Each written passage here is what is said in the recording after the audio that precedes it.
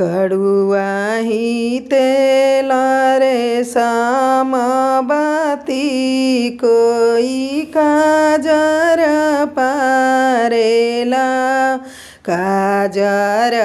पारेली कवानी फुआ केहू आँख भरावेला काजर पारेली कवानी दीदी केहू आँख भरावेला आँख भरावेला कवाना बरुआ केहू हाथ पसारेला आँख भरावेला कवाना बरुआ केहू हाथ पसारेला हाथ पसारेला कवाना फूफा केहू नेग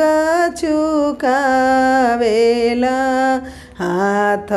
पसारेला कवाना जीजा केहू नेग चुकावेला हो नेग चुकावेला कवाना बाबा बेटा आँख भरावेला नेग चुकावेला कवाना बाबा नाती आँख भरावेला नेग चुकावेला कवाना पापा बेटा आँख भरावेला नेग चुकावेला कवाना चाचा बेटा आँख भरावेला।